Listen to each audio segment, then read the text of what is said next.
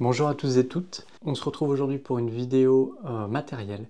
Donc on va parler matos, on va parler légèreté. Donc l'idée en fait c'est que je vous partage mon retour d'expérience et le processus que j'ai mis en place ces dernières années, ces derniers mois. Donc un processus que j'appellerais de course à la légèreté. Donc on va voir ensemble qu'est-ce que j'ai mis en place, qu'est-ce que j'ai changé dans mon matériel pour gagner quelques centaines de grammes par-ci par-là. Je tiens à dire que ce que je vais dire aujourd'hui et les choix que j'ai faits s'appliquent pour mon utilisation. C'est pas une science infuse, ça peut évidemment vous donner des idées, mais rien ne remplacera votre propre analyse de ce dont vous avez besoin ou pas. Et ça dépend en fait de plein de facteurs, ça dépend de quel type de photographie vous faites, ça dépend de votre lieu d'habitation et des lieux sur lesquels vous allez faire vos photos. Ça dépend aussi évidemment du matériel que vous utilisez, donc que vous soyez chez Nikon, Fujifilm, Canon ou Sony. Eh bien évidemment les choix ne seront pas les mêmes. Enfin voilà, vous l'avez compris, ce que je vous partage aujourd'hui c'est mon retour d'expérience avec mes analyses, mais elles ne seront pas forcément adaptées à votre besoin. Je commence directement par vous parler de mon sac à dos. Donc ici on est sur un sac photo de 32 litres. C'est un sac que j'aime beaucoup. Il est très pratique, il est très bien pensé, il est très confortable. Je peux mettre une quantité de matériel à l'intérieur assez hallucinante. Vous allez le voir, c'est loin d'être le sac à dos photo le plus léger. Mais j'avais un sac à dos de chez Mindshift, un bon sac à dos relativement léger, peut-être un peu trop léger pour un sac photo. Et en fait, je me suis retrouvé avec des problèmes de dos. Et je pense que c'est dû en partie à mon ancien sac à dos. Aujourd'hui, je sais, d'après mon expérience et ce que j'ai vécu avec mon ancien sac à dos, que de mon côté, c'est pas là-dessus que je dois venir chercher à économiser du poids. Étant donné qu'il a des bretelles vraiment épaisses, et puis également aussi au niveau de la ventrale, qui vient bien poser sur les hanches, et bien même avec un sac bien chargé, ça reste confortable. Alors vous allez voir à l'intérieur, c'est flashy. Voilà. Alors ici, moi je viens mettre mon optique qui est derrière moi avec mon boîtier pare soleil replié sur la partie basse dans la longueur. Ça rentre pile poil. Je peux rajouter des optiques ou du matériel ici. On a également une pochette ici qui est en dur. Donc on peut mettre des choses qui craignent un petit peu, comme moi ici, des lunettes de soleil ou ce genre de choses. Une grande poche supérieure ici qu'on peut descendre avec énormément de place ici également. Donc moi je viens mettre mon filet, je viens mettre ma caméra, d'autres optiques, de l'eau. Je peux également mettre des vêtements de pluie par-dessus ou une polaire en plus. Il est vraiment très bien pensé, il y a des poches de partout, des filets. Ici encore une poche.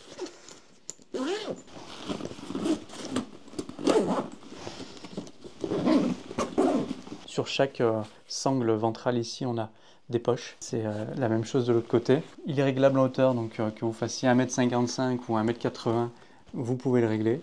Donc ça, c'est vraiment mon coup de cœur du moment et mon nouveau meilleur ami. Quand il arrive, il est d'ailleurs vendu avec ça, qui vient dans la poche du bas, là où moi je mets mon optique. Donc soit vous le laissez à l'intérieur, ou alors comme moi, ça me sert plus de stockage pour mes optiques.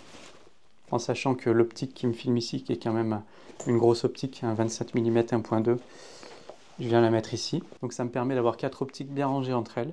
Ça me permet de faire une transition sur ce que j'ai changé au niveau optique. Alors pour le moment, j'ai changé 2 de mes optiques. Ici, c'est un 56 mm 1.7 de chez Viltrox. J'utilisais auparavant le 56 mm 1.4 de chez Viltrox également. J'en étais très content. C'est une optique que j'utilise souvent, le 56 mm, pour faire des plans que j'appelle des plans de coupe dans la forêt, pour filmer des arbres, pour filmer même du paysage, ce genre de choses. Donc j'avais le 1.4 qui était formidable, mais quand ils ont sorti il y a quelques mois le 1.7 et que j'ai vu qu'il y avait possibilité de gagner du poids, le 56 mm 1.4 pèse 290 grammes et le 56 mm 1.7 ici pèse 171 grammes. Donc en gros, j'ai gagné 120 grammes. C'est pas rien, 120 grammes sur une optique. Et en fait, je perds quasiment rien niveau ouverture. 1.4, 1.7. Honnêtement, pour moi, c'est sensiblement la même chose. Je suis pas sûr que ce soit vraiment perceptible à l'œil nu si on n'a pas deux images l'une à côté de l'autre pour essayer de chercher le détail. Ça va être la même chose. Donc c'est une chouette petite optique. C'est vraiment la plus petite de mes optiques. Je me suis également offert cette optique. Alors d'après vous, qu'est-ce que ça pourrait être? Eh bien c'est le 18-300 de chez Tamron. J'avais besoin d'un objectif ultra polyvalent et très léger. Donc là je couvre la plage focale de 18 à 300 mm. Si je multiplie ça par 1.5, donc ça me donne un 27 mm à 450 mm en équivalence plein format dans 620 grammes. Alors j'ai évidemment gardé mon 200 f2 qui est derrière moi, mais je voulais absolument une optique polyvalente qui me permet de faire du paysage et également de faire de l'animalier. Si demain j'ai envie de partir sur les crêtes qui est au-dessus de chez moi, où il y a un petit peu de dénivelé pour les atteindre et que j'ai pas envie d'emporter tout mon gros matériel, et ben je vais emporter avec moi cette optique. Je pourrais presque garder mon appareil photo autour du cou ou en bandoulière, comme ça il sera tout de suite accessible. C'est difficile pour les constructeurs de faire des optiques très polyvalentes comme ici, avec une qualité optique correcte. Et ben là honnêtement c'est le cas. J'ai fait quelques comparaisons avec le 200 mm qui est derrière et j'ai été agréablement surpris. Si on les compare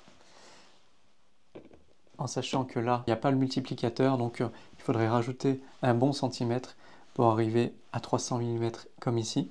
Parce que là, je vous rappelle que c'est un 200 mm f2. Il faut quand même que je le déplie celui-ci.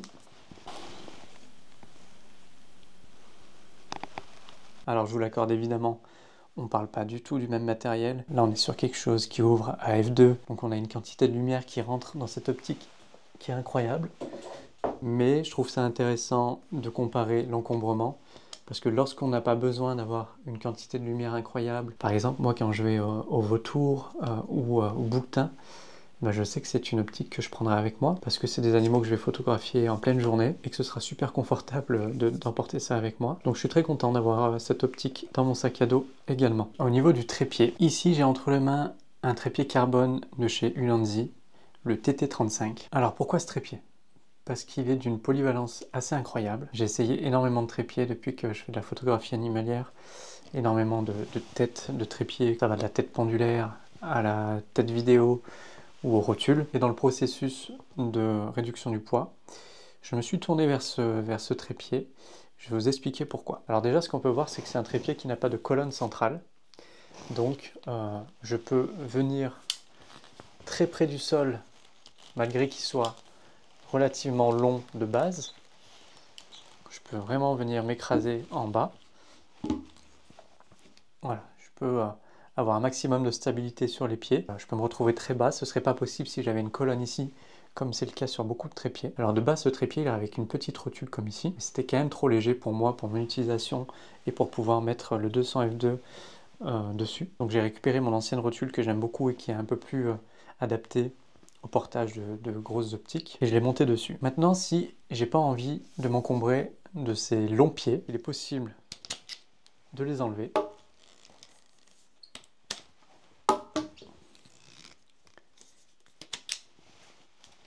Voilà. Et de me retrouver juste avec cette petite portion de trépied. Alors moi, très souvent, mon trépied, il est très près du sol parce que j'aime bien avoir un point de vue le plus bas possible pour être au niveau des animaux que je photographie. Donc ça avait clairement du sens pour moi de pouvoir me débarrasser des pieds et de garder que cette partie-là du trépied. Mais c'est aussi possible d'avoir une troisième configuration. Donc je viens enlever la tête ici. C'est un système en fait tout bête de pression vers le bas. Je viens prendre un des trois pieds, peu importe lequel. Je viens le mettre dessus. Voilà, comme ici.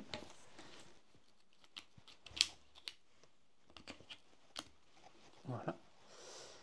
Donc là, je me retrouve en fait avec un monopode, avec une base qui est quand même relativement stable. Et je peux venir mettre ici en haut ma rotule. Voilà, avec une configuration comme celle-ci, un monopode avec un petit trépied à sa base. Et donc ma rotule ici. Cette configuration, c'est celle que j'utilise le plus souvent, mais également juste le petit trépied avec la rotule. J'utilise en fait rarement les deux autres pieds, mais en cas de besoin, je sais qu'ils sont là et que je peux les utiliser. Alors peut-être que certains ou certaines d'entre vous avaient vu une vidéo que j'ai sortie il y a peut-être 2 ans maintenant, à propos d'une monoculaire thermique. Donc c'est quelque chose que j'avais beaucoup utilisé pendant le tournage de mon film sur les loups pour évidemment essayer de mettre toutes les chances de mon côté. C'était un outil que j'avais beaucoup utilisé. Alors avec un petit peu de recul, cette monoculaire pour moi était un petit peu trop encombrante. Ça rajoutait trop de poids dans mon sac. Aujourd'hui c'est un outil que j'utilise beaucoup moins, donc ça avait très peu de sens pour moi de garder quelque chose comme ça dans mon sac. Donc j'ai trouvé une alternative super intéressante. C'est une petite caméra thermique. Voilà, c'est vraiment minuscule. Et donc cette petite caméra thermique, on vient la plugger sur notre smartphone. Ça nous ouvre directement l'application du fabricant.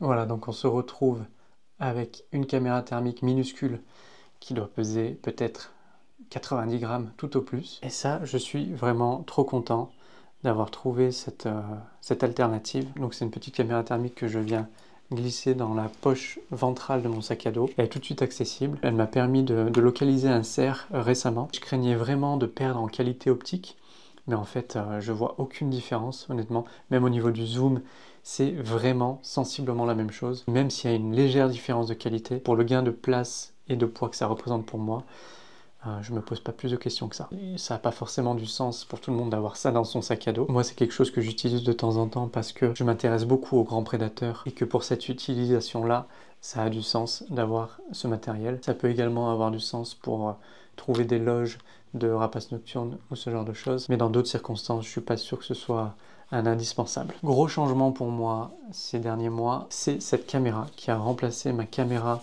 qui me sert beaucoup, on va dire, à me filmer moi quand je fais mes vidéos. Vous savez, quand j'ai caméra au point, mais également pour faire des plans de coupe de mes vidéos. Je suis parti donc sur la DJI Pocket 3. C'est une caméra dont on entend beaucoup parler en ce moment, mais j'ai compris pourquoi en l'utilisant. C'est vraiment un petit bijou. Alors ça peut être amusant de la comparer à mon ancien setup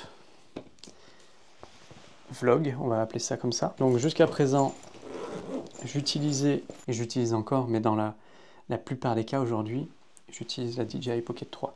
Mais j'utilisais donc le 13 mm 1.4 de chez Viltrox.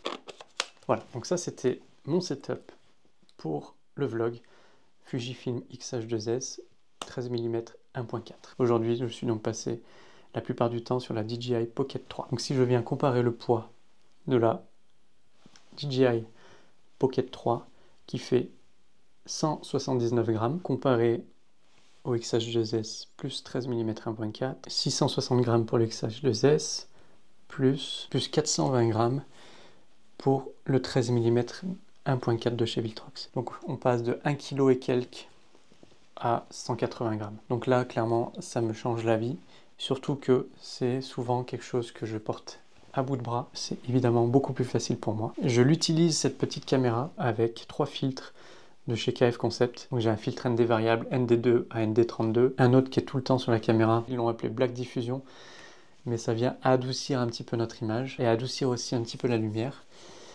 Et également donc un filtre CPL qui est ici dans la boîte. Alors pour ceux et celles qui ne connaissent pas cette petite caméra, je vais brièvement vous faire une petite démo. Donc on vient l'allumer de cette manière. Vous ne voyez peut-être pas à l'image ici, mais la gimbal, la caméra me suit et donc bouge en fonction de mes mouvements. Mais c'est surtout en fait une caméra qui est stabilisée sur 3 axes avec un capteur 1 pouce. Donc on peut aussi obtenir un bokeh, un flou d'arrière-plan. La plupart du temps, je viens l'utiliser avec une cage ici comme celle-ci, accrochée à une pince. Ça peut paraître un peu étrange, je vous l'accorde. En fait, avec ce système-là, ça me permet déjà d'une part, en général, de l'accrocher sur la bretelle du sac à dos. Donc ça me donne, et ça vous donne, vous, à l'image, un point de vue de ce que moi je vois. Et puis sinon, la plupart du temps, je viens l'accrocher sur une branche, sur un arbre. Peu importe la configuration, je trouve toujours un moyen de l'accrocher quelque part. Donc je me sépare finalement d'un trépied et je gagne également du poids à ce niveau-là. Pour finir, un dernier objet dont j'ai déjà parlé récemment. C'est une monoculaire qui vient remplacer dans certaines circonstances les jumelles qui sont derrière moi. Au même titre en fait que cette optique 18-300 vient remplacer de temps en temps mon 200 mm f2. Quand je sais que je vais faire une randonnée difficile en montagne, que je vais beaucoup marcher et que je dois faire attention au poids, c'est donc vers cette monoculaire que je vais me tourner, que je vais emporter avec moi. Donc je vous l'ai déjà présenté en vidéo, je ne vais pas vous en parler aujourd'hui en détail, mais évidemment ça avait du sens que je vous en parle aujourd'hui dans cette vidéo où on fait la chasse au kilo. Voilà, donc on a vu ensemble tout ce que j'ai mis en place ces dernières années, ces derniers mois pour économiser du poids dans le sac à dos, économiser mon dos. Je trouvais ça intéressant de vous le partager aujourd'hui. J'espère que cette petite vidéo vous aura plu. Je sais que certains et certaines d'entre vous aiment bien quand on parle matos, c'est aussi mon cas. Si de votre côté vous avez également mis des choses en place, ou que vous avez des idées ou des petits tips à nous partager pour économiser du poids dans le sac à dos, écrivez-le en commentaire. Vous pouvez me retrouver sur Instagram ou bien même sur mon site internet. Tous les liens sont en description. Merci d'avoir suivi cette vidéo. Prenez bien soin de vous et à très bientôt. Bye.